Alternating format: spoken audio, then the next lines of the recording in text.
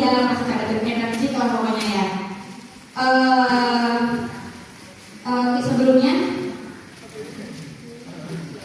Sebelumnya sebelum kita masuk ke pembahasan yang lebih intinya ya, kita mau perkenalan terlebih dahulu nih.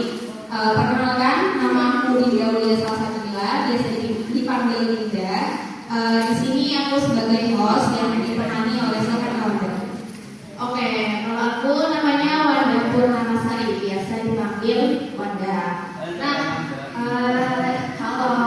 Di sini kita ada berdua ya. Kita ada Mas Wildan di belakang. Hai Mas Wildan. Halo Mas Wildan. Halo Dinda.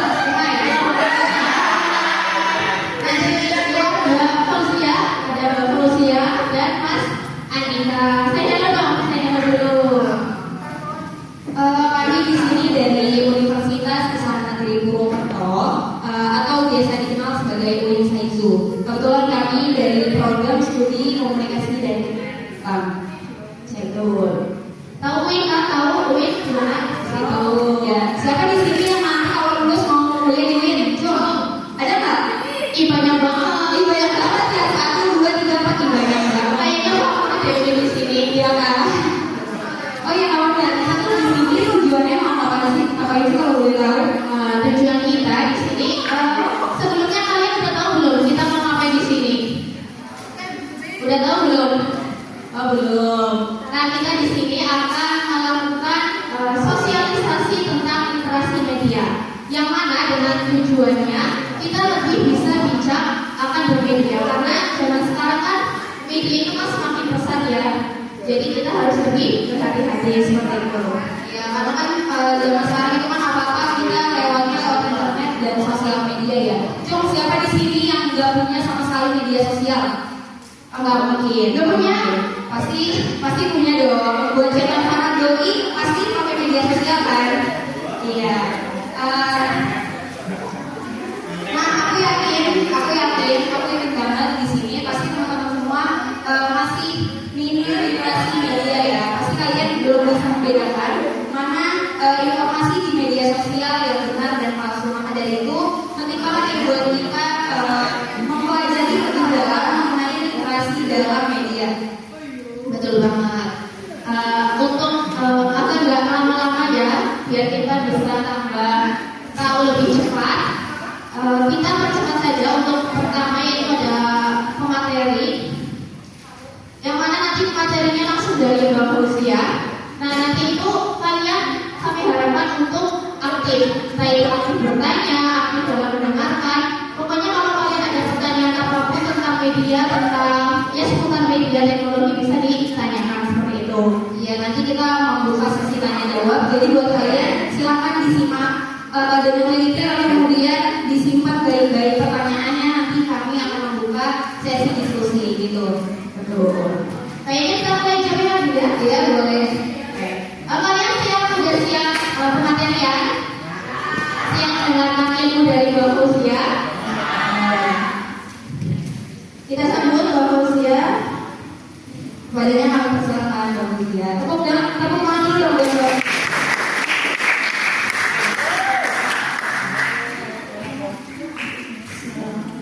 Assalamualaikum warahmatullahi wabarakatuh.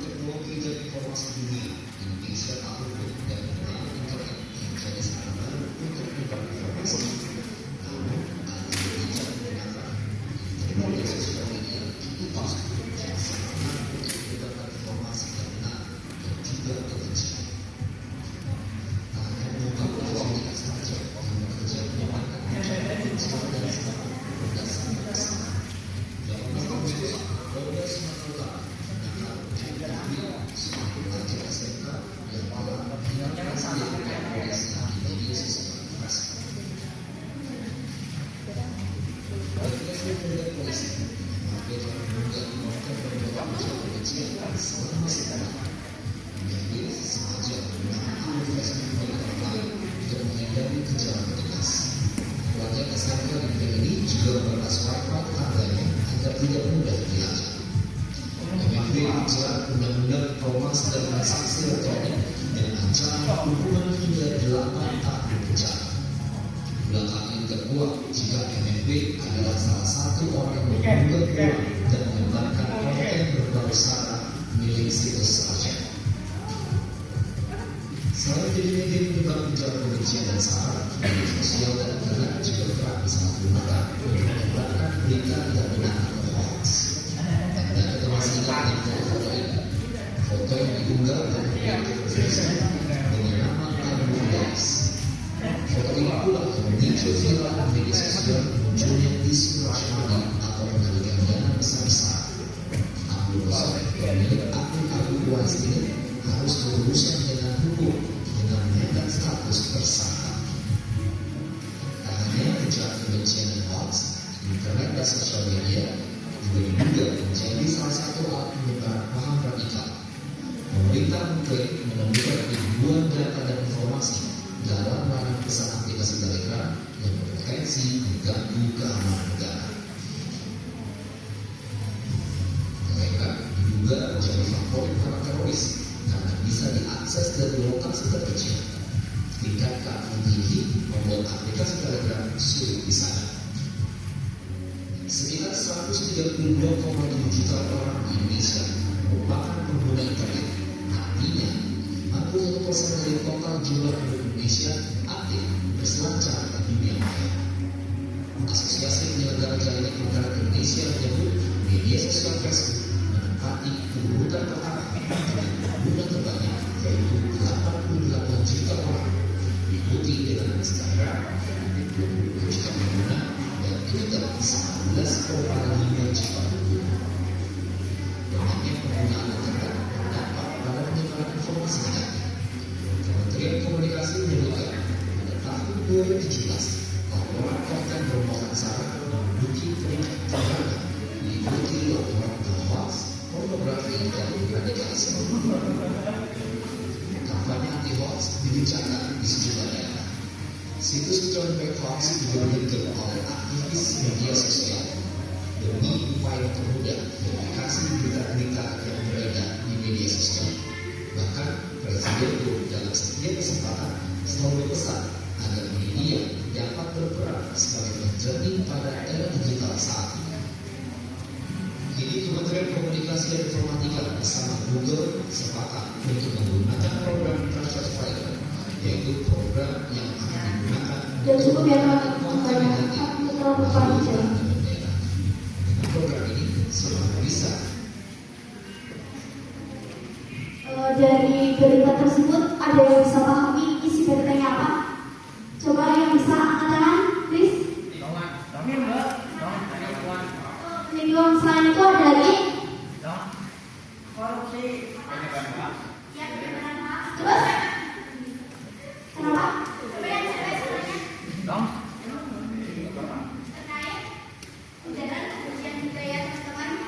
Jadi terkait berita-berita tersebut di Indonesia itu kan orang-orangnya sudah terpapar yang namanya media. Jadi setiap orang itu sudah pastikan punya media, apalagi media sosial.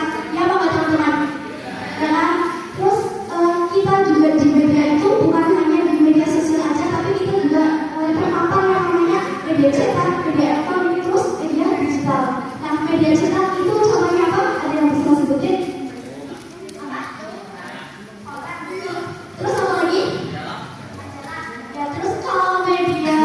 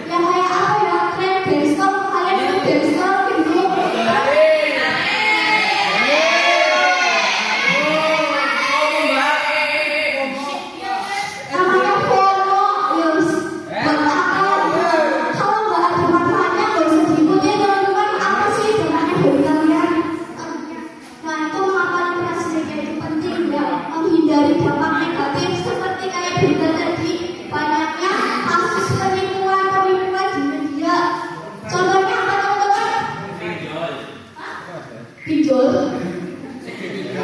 Kalau dampak negatifnya itu kayak terkait adanya hoax atau berita palsu. Contohnya kayak gini, pasti teman-teman pernah share link ini, nanti kalian dapat kuota 10 giga. Ada yang percaya? Serius? Bagus kalau kalian nggak percaya seperti itu. Nah itu namanya dampak negatif terkait adanya media sosial. Terus mengembangkan pemikiran kritis. Nah kita harus menggunakan media itu dengan cara memilah informasi, apakah informasi itu benar ataupun tidak. Terus membangun kecakapan bermedia. Nah itu yang udah saya jelaskan tadi, bahwa kita dalam bermedia itu tidak selalu atau tidak harus memenuhi hasrat kita atau nafsu kita yang apa-apa konten kita itu harus diupload, konten yang bermanfaat harus diupload, itu jangan. Terus menjaga kualitas demokrasi ini agar bangsa kita itu tidak mudah hancur atau tidak mudah dijajah oleh orang lain, apalagi musuh kita sendiri, musuh kita bangsa sendiri itu sekarang itu masyarakat kita sendiri, karena masyarakatnya saling berkaren di ya, kayak saling menjadikan satu sama lain gitu kan. Itu menjadikan kualitas demokrasi kita itu rendah. Terus menghadapi banjir informasi. Nah, banjir informasi ini ada yang tahu maksudnya apa? Banjir informasi berarti atau kebanyakan informasi, karena kan di media sosial sekarang itu banyak sekali teman-teman itu menerima informasi-informasi yang ada. Jadinya kalian itu kebanyakan informasi. Nah, dari kebanyakan informasi tersebut kalian itu akhirnya mungkin ikut media tersebut, ikut sharing konten tersebut. Apakah media itu benar atau enggak itu kita nggak tahu, malah kita cuma ikut-ikutan aja. Terus selanjutnya, nah ada keterampilan dasar dalam literasi media. Yang pertama itu akses, bahwa kita itu harus mampu mencari, menemukan dan juga memperoleh informasi. Terus pemahaman, analisis, terus evaluasi. Nah, evaluasi ini berarti terkait adanya konten ataupun informasi yang kita terima, itu kita harus mampu menganalisis apakah informasi itu benar ataupun tidak. Terus terkait produksi. Nah, dalam kita produksi itu artinya membuat. Nah, dalam kita membuat atau mengunggah sebuah konten postingan di media, kita harus lebih berhati-hati. Tidak seharusnya kita itu sebagai pengguna media harus mengupload semua konten-konten kita. Nah, seharusnya kita itu menggunakan media itu dalam penggunaannya itu harus lebih bijaksana begitu. Nah, dalam bermedia kita juga diatur yang namanya undang-undang elektronik atau UU ITE. Nah, jadi kalian itu dalam bermedia ada undang-undangnya teman-teman. Meskipun kalian memakai akun fake ataupun akun second, pasti kalian mempunyai akun second kan?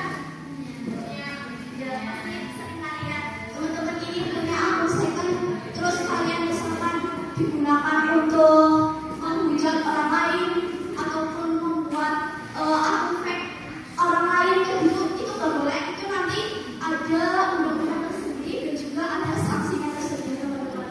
Meskipun kalian itu menggunakan medianya akun fake, tapi nantinya itu pemerintah itu tahu siapa yang membuat akun fake tersebut karena menimbulkan dampak negatif bagi masyarakat. Selanjutnya itu terkait hoax. Hoax itu apa? Coba yang dari cara hoax yang buat hoax. Berita palsu. Apa yang dari cewek? Berita palsu juga. Contohnya coba apa yang dari cewek?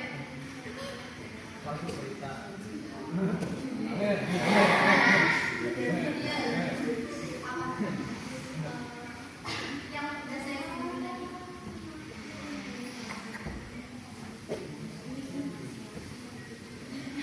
Ya, menyebarkan informasi di media sosial yang bersifat penipuan gitu ya. Itu namanya hoax. Dan kalau di media sosial teman-teman itu sering atau enggak terpapar yang namanya hoax?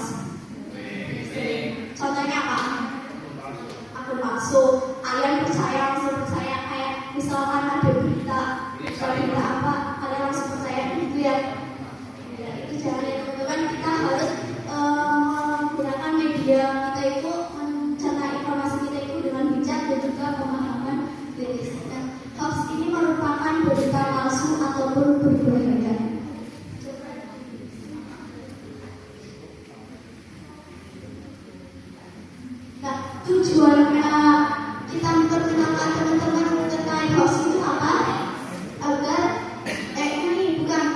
tujuan hoax itu untuk apa? Tujuan hoax ada yang tahu untuk apa? Menjatuhkan terus. Apalagi yang sama tujuan hoax?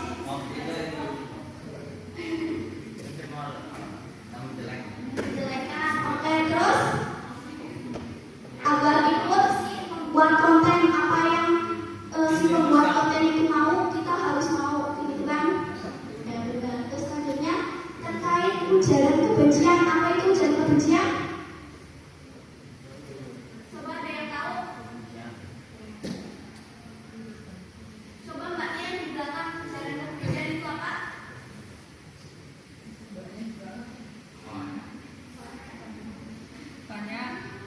Kenapa? Ujaran kebencian itu merupakan kayak hate speech atau bullying, teman-teman. Bullyingnya itu dilakukan itu di media. Nah itu namanya ujaran kebencian. Contohnya apa aja bisa sebutin? Apa? Ya bibu terus. Afrika. Terus rasmoloid, gitu kan? Ya. Nah itu namanya ujaran kebencian. Kita itu membuli yang lain gitu loh. Entah itu penjatuhan ataupun ya. Nah apalagi kan sekarang lagi marah banget bullying di sekolahan ya teman-teman. Itu jangan, kalau jangan. Nah di ujaran kebencian juga ada sanksi hukum yang tertera. Itu sudah sanksi hukum. Itu selanjutnya.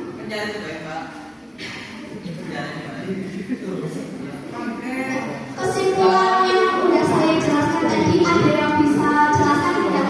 Coba saya pengen satu cowok sama satu cewek. Berdiri sini, berdiri. Nanti kita kasih hadiah. Hadiahnya enggak.